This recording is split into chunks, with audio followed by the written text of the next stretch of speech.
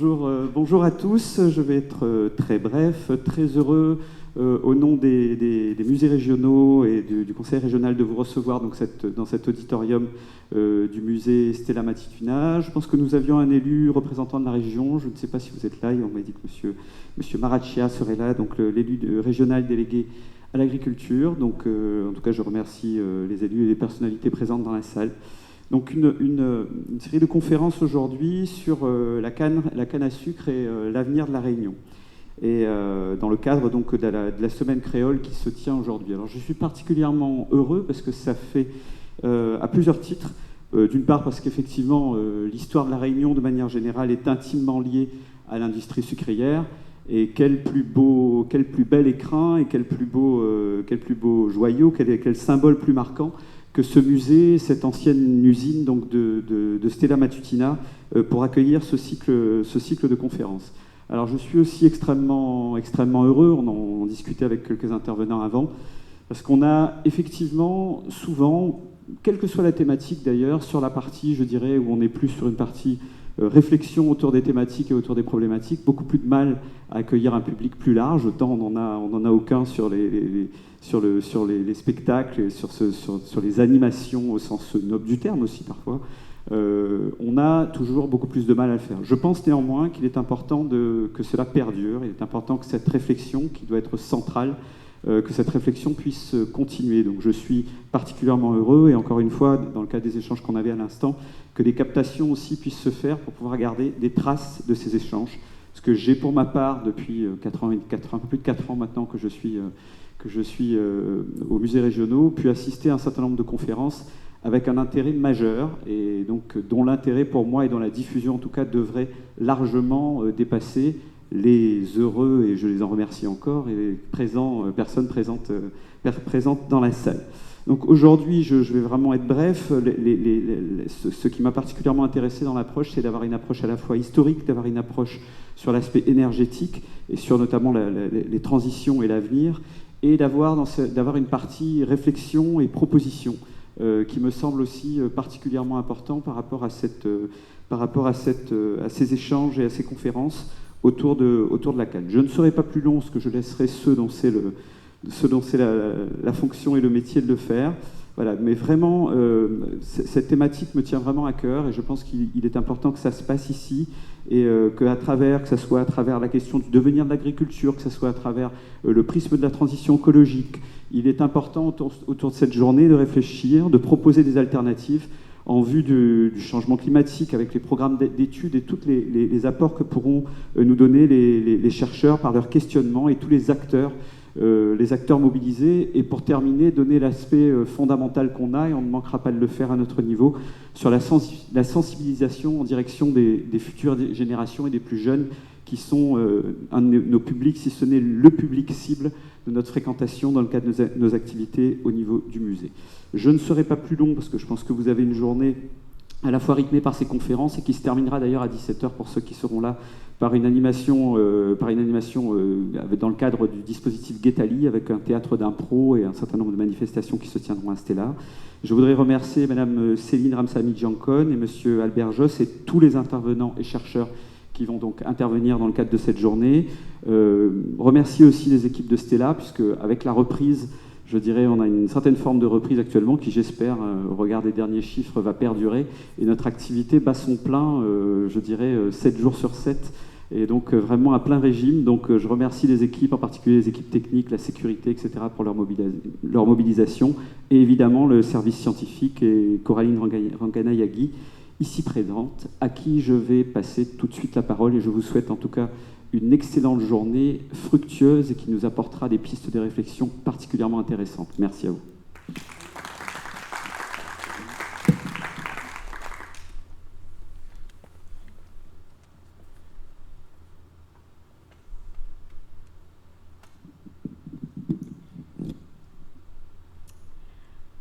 Bonjour public, bonjour mesdames les chercheuses et messieurs les chercheurs.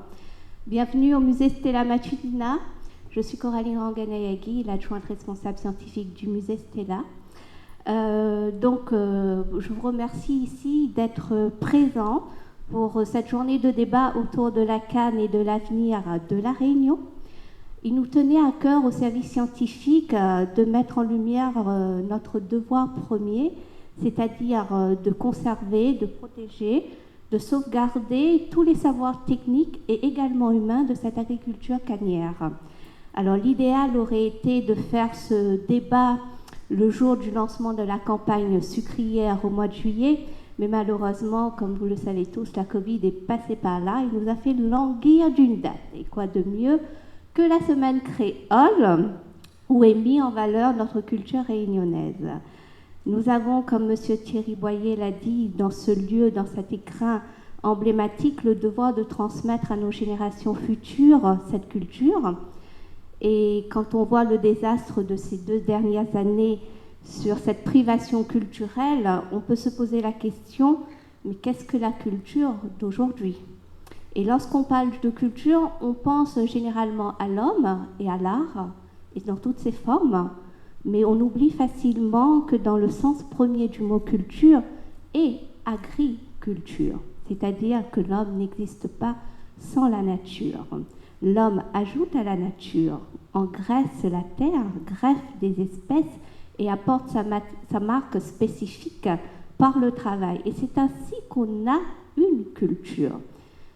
La Réunion est une île qui a été découverte il y a 5 siècles de cela. C'est un territoire hostile et difficile à maîtriser au niveau de la terre. Donc imaginez durant ces siècles le panorama chronologique de son agriculture. Il est laborieux, progressif et évolutif. Et si nous nous fions au sens premier du mot culture, je dirais qu'il est explosivement riche d'hommes d'horizons lointains. Et en ces siècles, je pense que le regard du planteur du XIXe siècle n'est plus, ou au moins a changé, pour celui de planteur du XXIe siècle. Et c'est pour cette raison que cette journée est importante pour nous au musée Stella, parce qu'il ne s'agit pas de remettre en question cette agriculture cannière, mais bien au contraire. Nous devons assimiler les acquis de nos planteurs, de nos acteurs agricoles, d'autrefois pour apporter un nouveau regard constructif sur les mondes agricoles de la Réunion et pour l'avenir. Et qui dit agriculture dit évidemment réunionnais. Et je remercie particulièrement Madame Ramsamy Djokon qui nous a accompagnés dans l'organisation de cette journée et qui a répondu à la demande du musée, et particulièrement les chercheurs qui sont présents ici, arc-boutant comme nouvelle génération, parce que leur confrontation d'aujourd'hui, leur réflexion d'aujourd'hui seront les fruits de solutions pour l'avenir, je l'espère en tout cas. Donc je vais laisser la parole à Madame Djokon Ramsamy et je vous souhaite à toutes et à tous de belles réflexions pour cette journée. Voilà.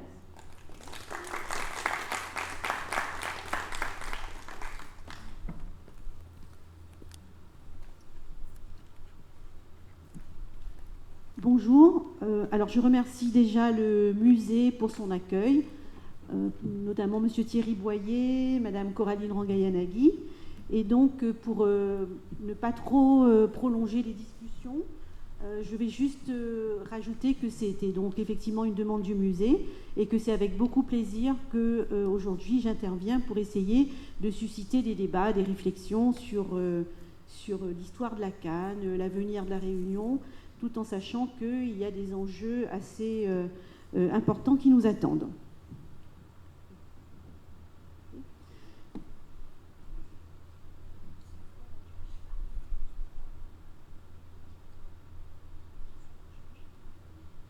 Voilà.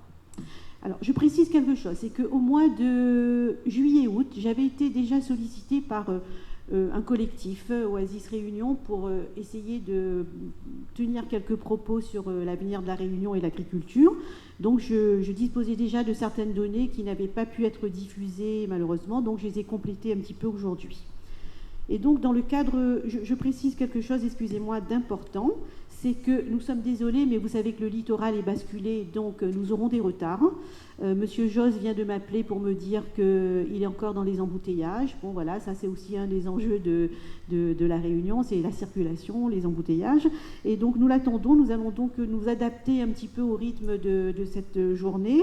Et de même, monsieur Valentin Rustel, qui est très attendu pour ses recherches doctorales, ne sera pas parmi nous aujourd'hui parce qu'il est souffrant et il est en train de terminer sa thèse, mais il sera un plaisir d'intervenir et de faire découvrir ses recherches aux Réunionnais, et nous lui en sommes déjà reconnaissants. Alors, dans le cadre de cette communication, je vous propose de comprendre l'évolution de l'agriculture du 19e siècle au 20e siècle et de mettre en perspective la situation de dépendance actuelle du point de vue alimentaire.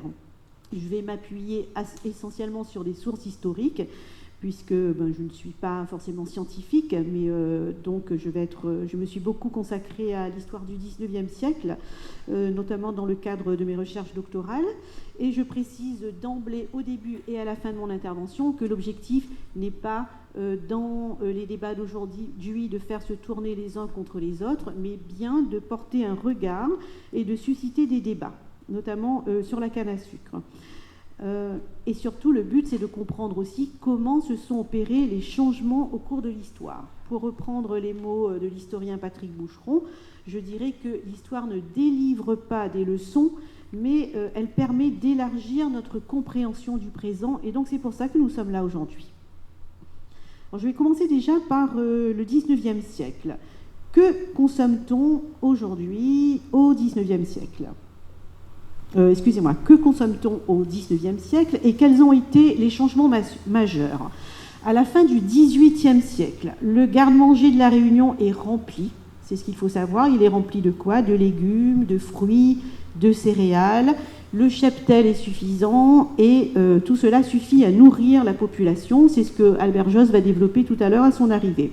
Ces données sont bien sûr à prendre avec précaution, puisque lors des affaires judiciaires, on sait quand même qu'il y a des habitants qui ne mangent pas à leur faim, notamment les esclaves, qui sont assez mal nourris parfois. Du point de vue international, à la fin du XVIIIe siècle, il se produit un événement important, c'est la perte de la colonie de Saint-Domingue. Et donc, nous avons la révolte des esclaves qui va susciter la crainte chez les colons de Bourbon, mais qui en même temps va dégager une marge de production intéressante pour Bourbon, puisque Saint-Domingue verra sa production sucrière diminuer de manière importante.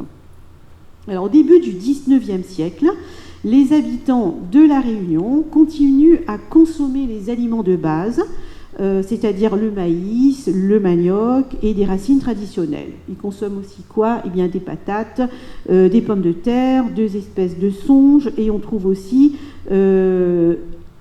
on trouve suffisamment de légumes au point où une partie de la production de la Réunion est exportée vers les navires pour gagner différentes régions.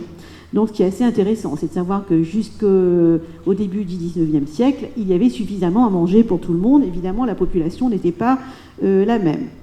Et puis, à partir de 1815, nous avons une orientation agricole qui est prise par Charles Desbassins après plusieurs expérimentations.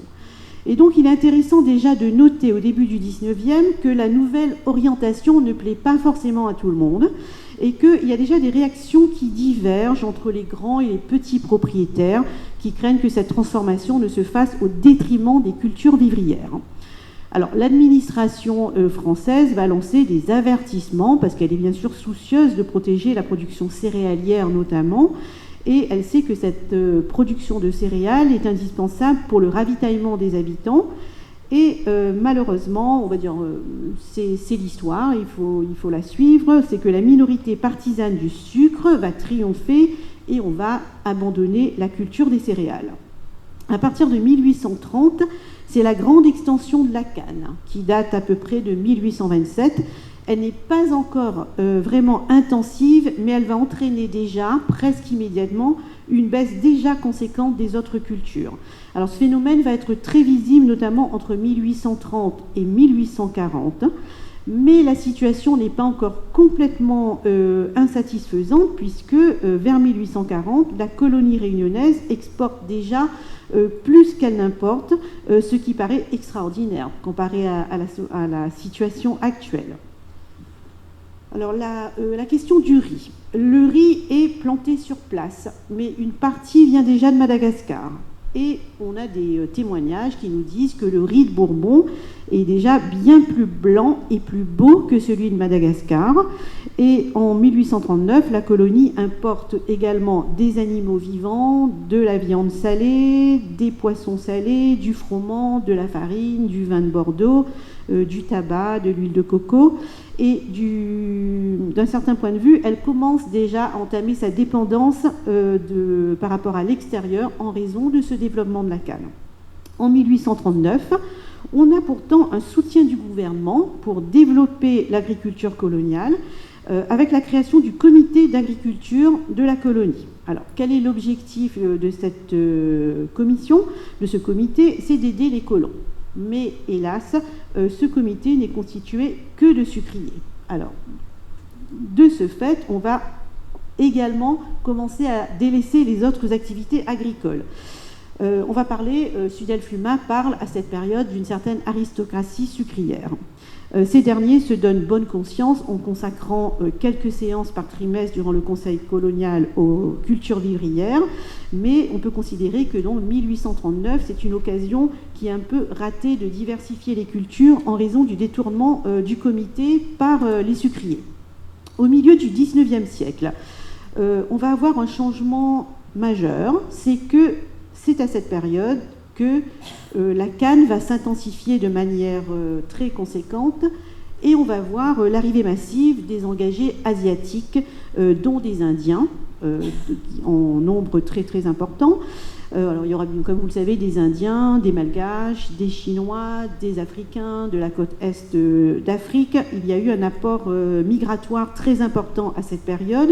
Et donc, pour schématiser très rapidement, c'est à cette période qu'on aura un changement majeur dans les habitudes alimentaires et notamment la nécessité d'importer encore plus de riz pour nourrir les engagés.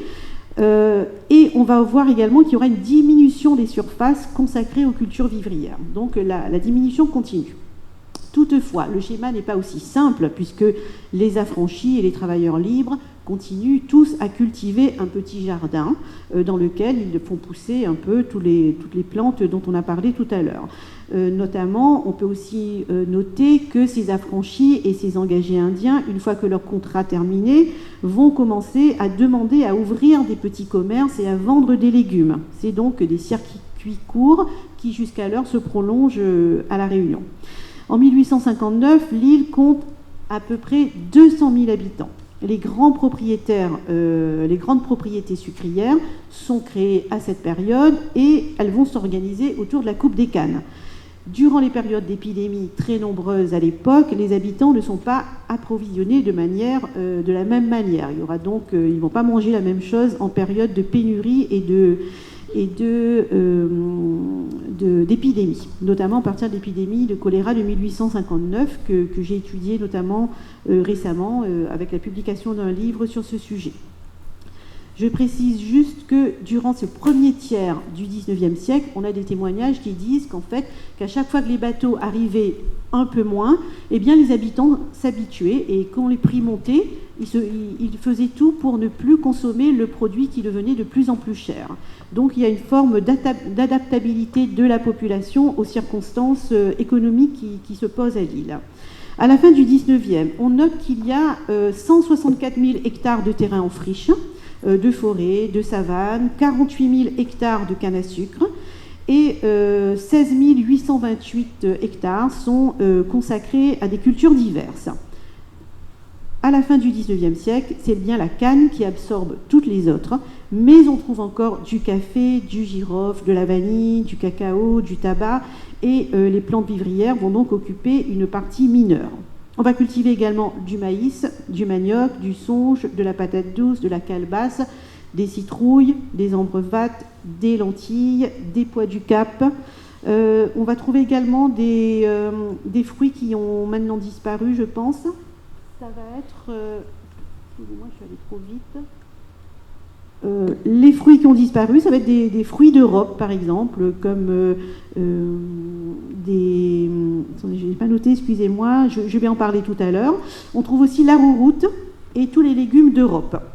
Voilà, les fruits les plus fréquents sont la mangue, l'avocat, les ananas, la bibasse, les badamiers, les citrons, la mandarine, le galet, mandarine galet, c'est un nom qui existait à l'époque, bien sûr le coco, les cœurs de bœuf, les anones, les figues, les goyaves, la grenade, les grenadines, les mangoustans que tout le monde connaît, les mandarines, les litchis, et le plus étonnant dont je parlais tout à l'heure, c'est la culture des fruits d'Europe, c'est-à-dire les prunes, les poires, les abricots, qui poussent encore de manière un peu marginale, je crois, à La Réunion.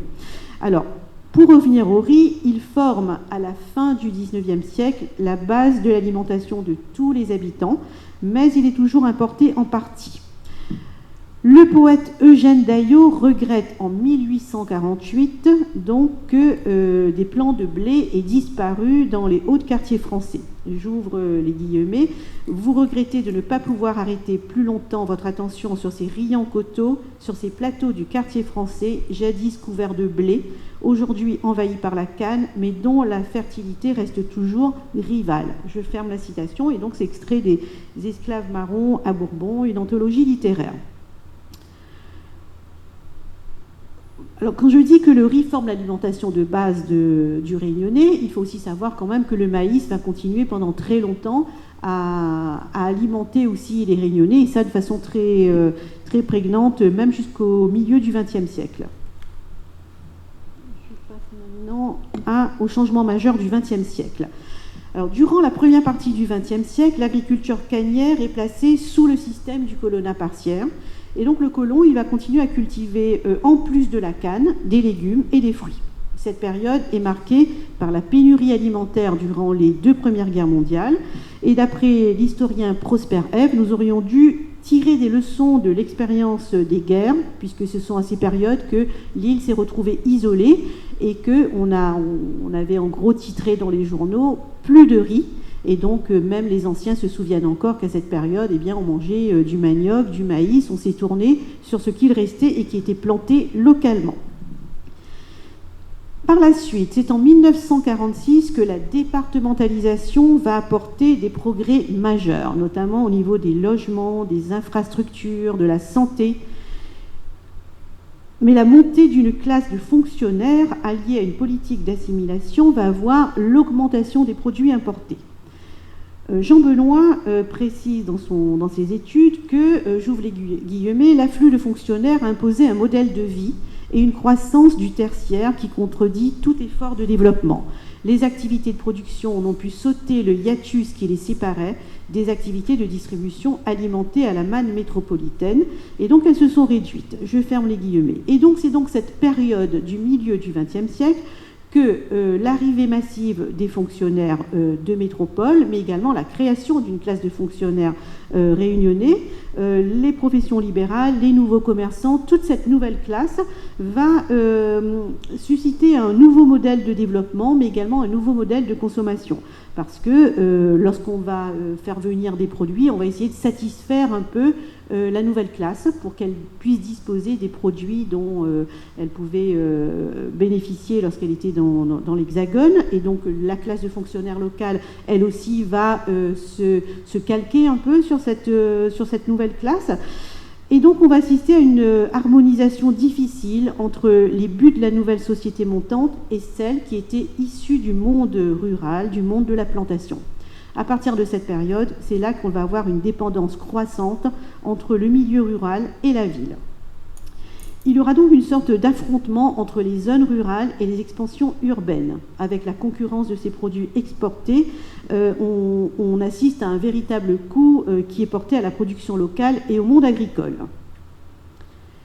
Au milieu du XXe siècle, la départementalisation va donc correspondre à ces grands changements, et cette évolution ne va pas voir la question de la monoculture entre guillemets de la canne progresser, et on va voir donc le monde rural se marginaliser quelque peu.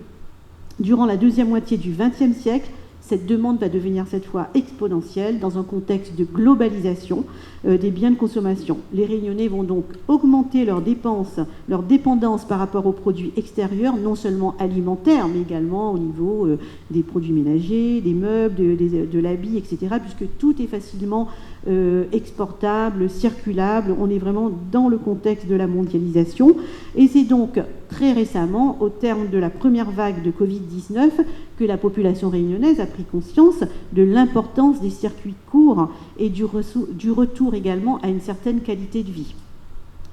Alors à l'aube du XXIe siècle, nous y sommes, on va assister à une sorte, on sait qu'au niveau mondial, c'est dans la presse tous les jours, à l'effondrement de ce modèle de société qui est basé sur les énergies, notamment le carburant, l'essence, le charbon, etc. On sait que toutes ces énergies sont maintenant en perte de vitesse et qu'on n'arrivera pas à en produire autant. C'est la cause de tout d'ailleurs de la dégradation du climat.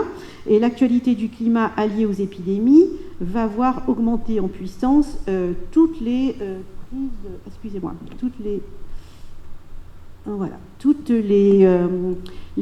sonnettes d'alarme qui sont tirées par rapport à l'avenir de la Réunion et par rapport à la fragilité de nos sociétés. Alors évidemment, en tant qu'historienne, bien sûr, nous sommes là pour affirmer que nous sommes dans une île et que forcément ce qui se passe à La Réunion n'est pas exactement la même chose que sur le continent. Et donc nous devons prendre en compte cette situation d'insularité. Et là, on peut affirmer que notre île doit se préparer à ces bouleversements majeurs parce que les conséquences ne seront pas les mêmes.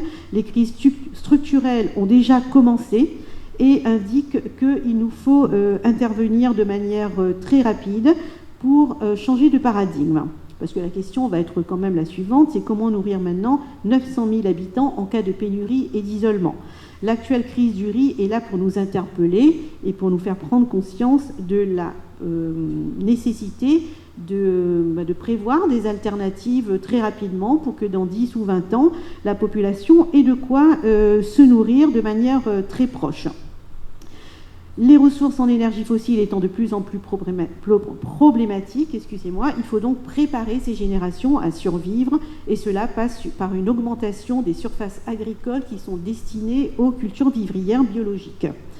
Dans le cadre de ces enjeux climatiques, nous sommes donc plusieurs historiens, donc il y avait Prosper Ève, moi, Albert Josse, à préconiser qu'on puisse planter également dans les espaces susceptibles d'accueillir toutes sortes de cultures, et cela peut aller du jardin familial aux espaces collectifs.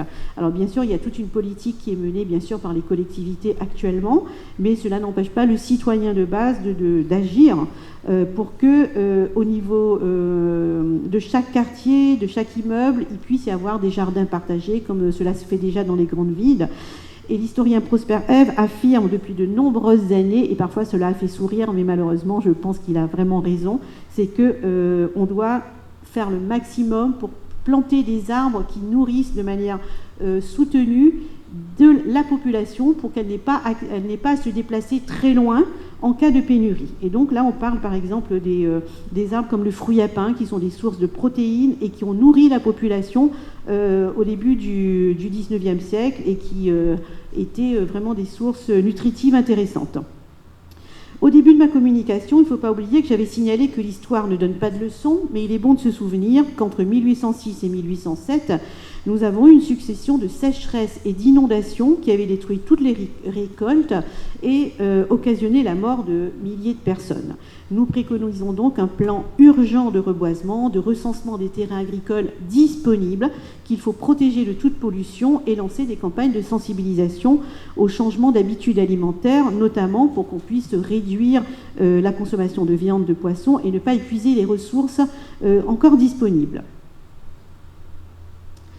À l'horizon 2030-2050, c'est donc la jeunesse réunionnaise qui risque d'être démunie par rapport à ces crises systémiques, et c'est à nous, aux collectivités, aux groupements sociaux, de les accompagner dans cette préparation de la transition. On sait que les derniers rapports du GIEC vont dans ce sens, que nous avons quelques décennies pour nous préparer. On ne peut pas le prévoir exactement, mais c'est à nous de prendre nos responsabilités et de le faire. Et donc la Réunion doit pouvoir retrouver le mode de proximité alimentaire perdu depuis la deuxième moitié du XXe siècle, soit il y a à peu près 50 ans. Notre population ayant augmenté de manière exponentielle, c'est un challenge pour nous de le relever maintenant. Et il est important d'augmenter donc ces surfaces destinées aux cultures vivrières. Et nous devons bien sûr favoriser toutes les initiatives qui vont dans le sens de la végétalisation en prévision de la hausse des températures. Alors la première vague de Covid-19, j'en ai plus pour longtemps, la première vague de Covid-19, c'est l'expérience de notre précarité en termes d'approvisionnement. Et la difficulté à se déplacer a conduit les Réunionnais à se tourner très vite, donc, comme j'avais dit tout à l'heure, vers des lieux de proximité très accessibles rapidement. Ils ont consommé localement et ils ont pris conscience du rôle de l'agriculture pour leur survie. Et donc, au regard des conséquences du changement climatique, il importe d'encourager toutes les initiatives qui vont vers l'autosuffisance alimentaire et de favoriser bien sûr l'agriculture biologique pour la santé des habitants. Alors en conclusion, je vais donc dire que cette démarche aujourd'hui de prise de position en tant qu'historien, historienne face à l'urgence n'est pas inédite de notre part, puisque les historiens et historiennes n'étudient pas que le passé. Nous nous intéressons aussi au temps présent. Et notre rôle, c'est aussi de tenir compte de l'apport des autres sciences sociales, la sociologie, l'ethnologie, la psychologie de l'individu et des sociétés. Et donc sur l'aspect sociologique et ethnologique, on peut dire que l'histoire de la canne étant constitutive du peuplement lui-même, il n'est pas envisageable de faire disparaître la mémoire de notre île, car c'est une donnée incontournable pour la cohésion sociale. L'enjeu est donc de composer avec l'existant et de trouver de nouvelles alternatives, de nouvelles pistes pour l'avenir. Je vous remercie.